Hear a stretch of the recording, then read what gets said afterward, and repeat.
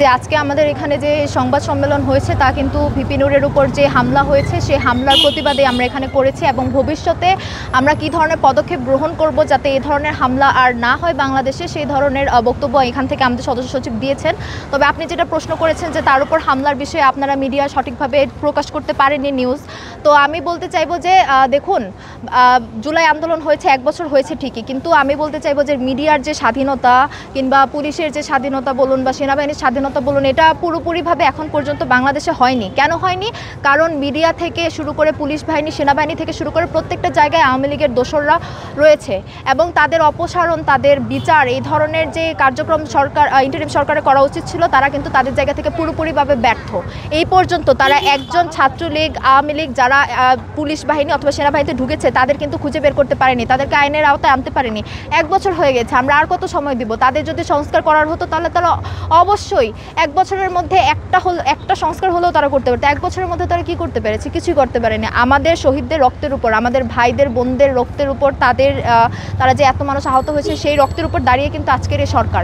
আমাদের এই সরকারের প্রতি অনেক আশা ছিল, অনেক ভরসা ছিল, অনেক ভরসা করে আমরা এই সরকারকে গঠন করেছিলাম নতুন বাংলাদেশ বিনির্মাণের উদ্দেশ্যে। কিন্তু আজকে 1 বছর পরেও একজন সাবেক ডাকসু ভিপি প্রার্থী, একজন বাংলাদেশের রাজনৈতিক ব্যক্তিত্ব, একজন জুলাই যোদ্ধাকে এভাবে সবার সামনে সম্মুখে তাকে পিটিয়ে হত্যা করার মতন তারা প্রয়াস চালিয়েছে। হত্যা করতে পারেনি, কিন্তু আমরা বলবো এটা পরিকল্পিত হত্যাকাণ্ডেও ছিল।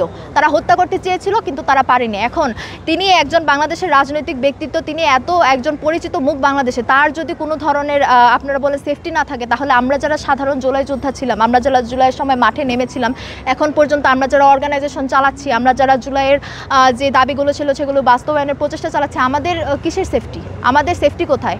আমরা কিসের ভিত্তিতে সামনে কাজ চালাবো?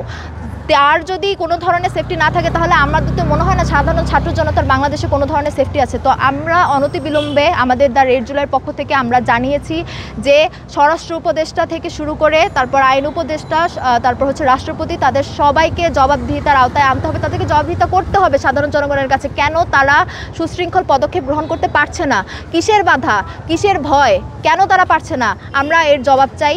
আমরা এই জবাবের জন্য 48 ঘন্টা সময় দিচ্ছি। 48 ঘন্টা সময়ের মধ্যে যদি তারা এই ধরনের যে অকারেন্স হয়েছে সেই অকারেন্সের বিরুদ্ধে যদি কোনো ধরনের অ্যাকশন তারা না নেয় কিংবা না নিতে পারে, তাহলে আমরা দ্য রেড জুলাইয়ের 64 জেলা এবং বিভাগে আমাদের টিম রয়েছে, আপনারা জানেন, তাহলে আমরা 64 জেলা এবং বিভাগে যতগুলো টিম রয়েছে সকল টিমকে নিয়ে রাস্তায় নামবো।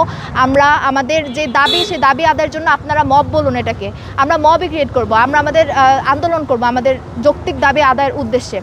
এখন এতদিন মানুষ শুদ্ধ ভাষায়, নরম ভাষায় কথা বলেছে মিডিয়ার সামনে, আমরাও বলেছি, আপনারা মিডিয়ার যারা রয়েছেন তারাও বলছেন, জুলাইয়ের অন্যান্য শক্তি যারা রয়েছে প্রত্যেকে বলেছে।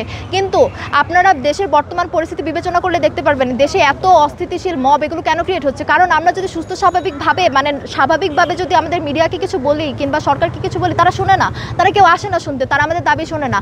যখনই আপনারা কোনো একটা জায়গা ঘেরাও করবেন, কোনো একটা রাস্তা ব্লক করবেন, তখনই দেখবেন সেখানে আপনারা মিডিয়ার সবাই চলে আসেন, সরকার, পুলিশ, সেনাবাহিনী যারা আছে তখনই আসে। তো যখন দেশের বর্তমানের আইন শৃঙ্খলার পরিস্থিতিটা এরকম হয়ে গেছে যে মব ক্রিয়েট না করলে আপনি কারো অ্যাটেনশন পাচ্ছেন না, আপনি কারোর আপনার যৌক্তিক দাবিগুলো আদায়ের কোনো পথ পাচ্ছেন না, তখন মানুষ কি করবে? অবভিয়াসলি এটাই করবে যেটা করে মানুষ নিজেদের দাবিগুলো আদায় করতে পারছে। তো আমরা চাইবো যে আমাদের আইন উপদেষ্টা যিনি পোস্ট করেছেন ফেসবুকে, তিনি সারা দেশের আইন শৃঙ্খলার ঊর্ধ্বে তিনিই কিন্তু পুরোটা পরিচালিত করছে। এখন তিনি যদি একজন দায়িত্বশীল হয়ে ফেসবুকে তীব্র নিন্দা ও প্রতিবাদ জানায়, তাহলে আমরা যারা সাধারণ জনগণ, তারপর তার নিচের পদে যারা রয়েছেন তারা কি করবেন? তিনি যদি উপর থেকে নির্দেশ না দিতে পারেন, তাহলে তিনি যদি তীব্র নিন্দা প্রতিবাদ জানান, এখানে আমাদের কি করার আছে আমি বুঝতে পারছি না। আর আমাদের স্বরাষ্ট্র উপদেষ্টা এই পর্যন্ত আমার চোখে পড়েনি যে তিনি কোনো ধরনের বক্তব্য দিয়েছেন অথবা কিছু বলেছেন এই বিষয়ে। তো আমরা চাইবো যত তাড়াতাড়ি সম্ভব আপনারা এই ধরনের পরিস্থিতি যেন ফিউচারে দেশে না হয় তার জন্য প্রয়োজনীয় পদক্ষেপ গ্রহণ করুন। এবং দ্য রেড জুলাই সহ জুলাইয়ের যত ধরনের প্ল্যাটফর্ম বর্তমানে বাংলাদেশে রয়েছে, ছাত্র জনতা রয়েছে, আমরা সবার দাবি একটাই, আমরা নতুন বাংলাদেশ চাই, সুস্থ, স্বাভাবিক, সুন্দর, শান্তিপূর্ণ বাংলাদেশ চাই। এটা গঠনের জন্য আপনারা আমাদেরকে সাহায্য করুন এবং আমাদেরকে সেই স্পেসটাও অবশ্যই ক্রিয়েট করে দিন যেন আমরাও নতুন বাংলাদেশ বিনির্মাণে কাজ করতে পারি। ধন্যবাদ।